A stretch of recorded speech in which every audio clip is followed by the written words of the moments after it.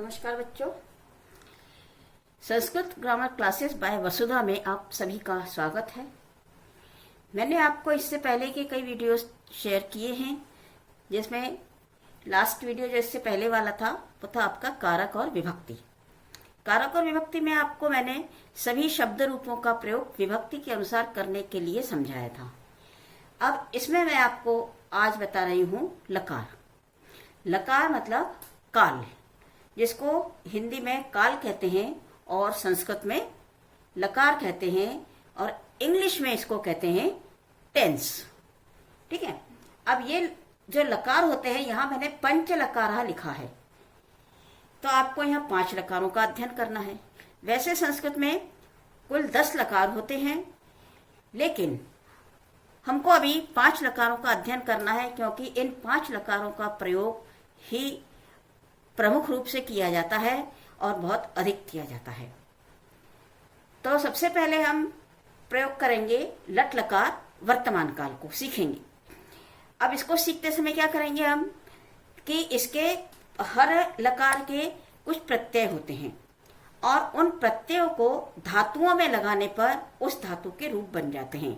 अब आप सोचेंगे धातु क्या होती है, तो धातु माने क्रिया, जैसे खाना, पहनना, ओढ़ना, चलना, फिरना, गाना, ये जो सारी हम क्रियाएं करते हैं, दौड़ना, हंसना, ये सारी हमारी क्रियाएं हैं और इन क्रियाओं को ही संस्कृत में धातु कहते हैं, इंग्लिश में वर्ब कहते हैं। तो इज दैट क्लियर कि लकार क्या होते हैं? लकार माने काल, इसमें प्रयोग किया जाता है धातुओं का। धातु माने क्रिया। अब क्रिया कौन सी? पढ़ना। अब पढ़ने के लिए संस्कृत में कहते हैं पठ, लिखना, लिखने के लिए कहते हैं लिख, चलने के लिए चल। तो ऐसे इन क्रियाओं, इन धातुओं के रूप हम आवश्यकता अनुसार किसी भी लकार में प्रयोग कर सकते हैं, इनका रूप बना सकते हैं। और इन धातु रूपों को बनाने का सबसे आसान तरीका होता है कि इनके जो प्रत्यय होते हैं हर लकार में, उनको हम याद कर लें, उनको हम समझ लें। तो सबसे पहले आज हम पहला लकार लट लकार के प्रत्यय समझेंगे और लट लकार के रूप बनाना, धातु रूप बनाना सीखेंगे।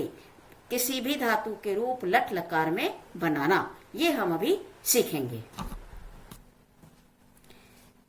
प्रथम पुरुष में आप देखिए, जो मैंने ये प्रत्यय लिखे हैं, ऊपर लिखे ना मैंने, ये ति, तह, अंति,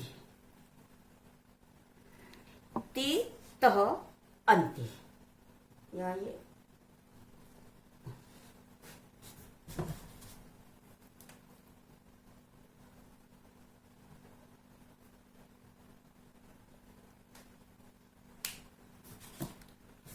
ति, तह, अंति, ये इसके प्रत्यय हैं। अब सबसे पहले आप ये देख लीजिए कि इनके इसमें जो लकार होते हैं, जो क्रियाएं लगाते हैं हम, इनमें सभी में प्रथम पुरुष, मध्यम पुरुष और उत्तम पुरुष, 3 पुरुष होते हैं, 3 वचन होते हैं।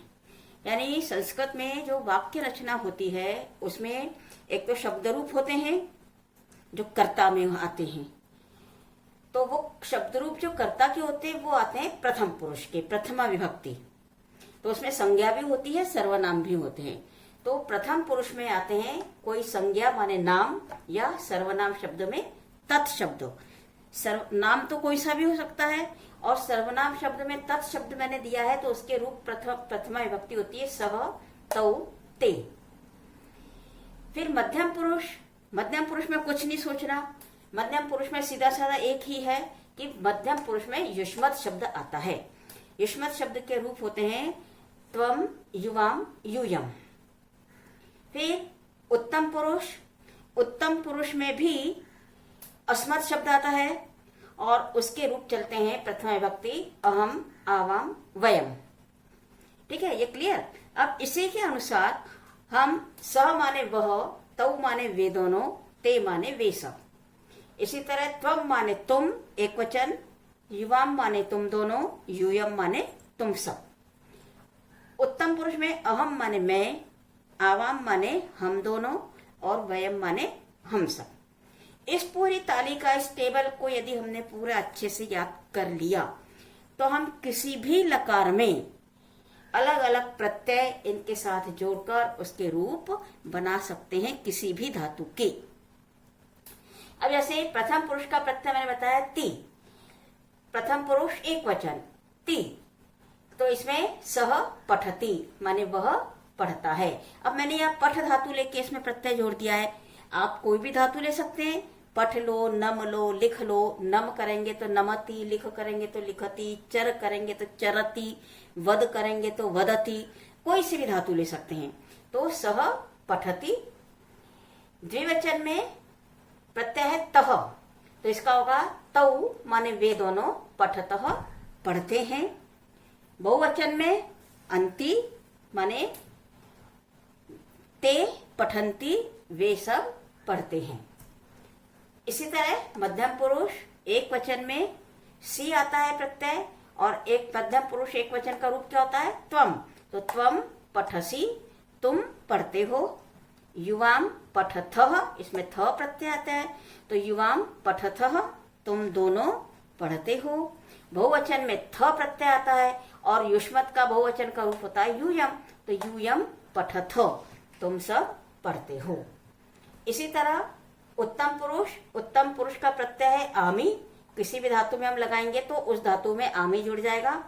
यहाँ मैंने पठ में लगाया ना, तो क्या हो गया पठामी, तो अहम पठामी। अब अहम क्यों है, क्योंकि उत्तम पुरुष में अस्मत् शब्द का प्रयोग होता है और अस्मत् शब्द की प्रथमा विभक्ति अहम, आवाम, वयम, तो अहम पठामी। फिर आमी आवह, द्विवचन उत्तम पुरुष द्विवचन आवह, तो ये आवाम पठावह हम दोनों पढ़ते हैं। उत्तम पुरुष का बहुवचन आमह, तो हम किसी भी धातु में आमह जोड़ देंगे तो उस धातु का उत्तम पुरुष का बहुवचन बन जाएगा, तो हम करेंगे वयम पठामह, हम सब पढ़ते हैं। यहाँ पर मैंने केवल एक धातु लेकर ये आपको बनाने का बताया है। आप इसमें और कोई सी भी धातु जोड़ सकते हैं और बना सकते हैं, और इसी तरह से आप इसका प्रयोग कर सकते हैं।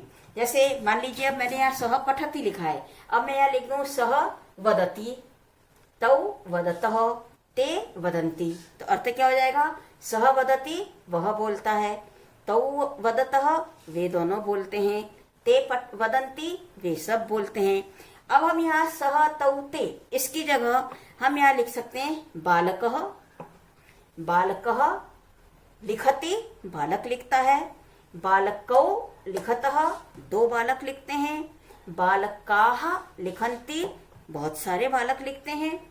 हम इसको स्त्रीलिंग में बालिका ले लें तो भी फर्क नहीं पड़ना, बालिका लिखती या बालिका पठती, बालिका पढ़ती है।